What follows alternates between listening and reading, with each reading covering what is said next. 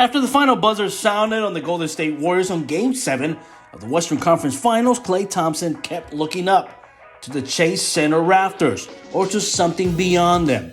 There was a lot of process, the pride in restoring a dynasty as the Warriors earned their 6th trip to the NBA Finals in 8 seasons, the gratification of contending again after 2 lost years, in which Thompson's recovery from a torn ACL spilled into his recovery from a ruptured Achilles tendon.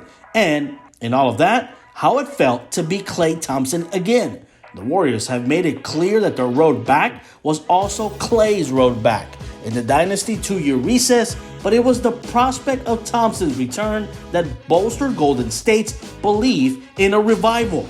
When the Warriors lost, and they lost more than any other team in the 2019-2020 season, they held that a healthy Klay could help them get back to a solid ground.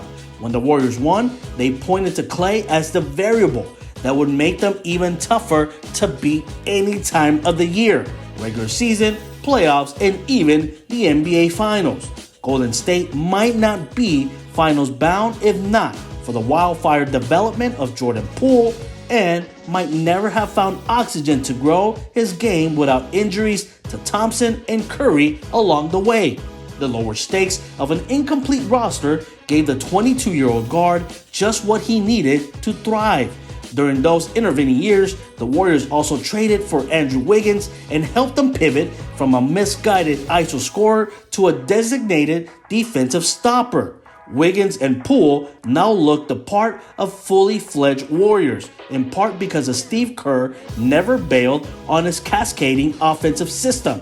Even when some of the teenagers Golden State drafted in the lottery struggled to acclimate to its rhythms, the long road paid off.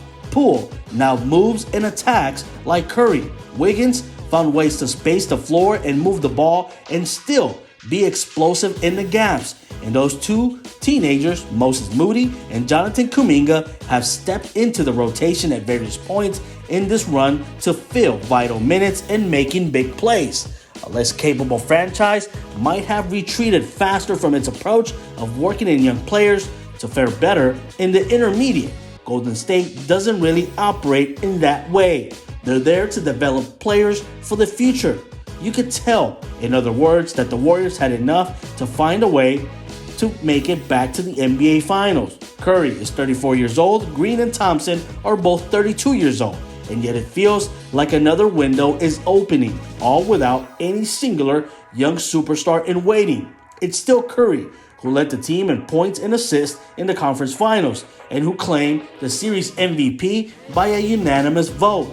A team with Curry, Thompson, and Green have another chance at a title, and that's probably true. Yet once the conference finals were over and the blue and gold streamers fell, the Warriors showed us something else. Giddy smiles beneath a commemorative hat, dancing and towel waving and fist pumping, long knowing embraces. Some of the most accomplished players in the NBA living this moment in pure elation like they had never been there before. As for Golden State, patience was the key in waiting and rebuilding while Klay Thompson was out, and now it's paying off more than ever.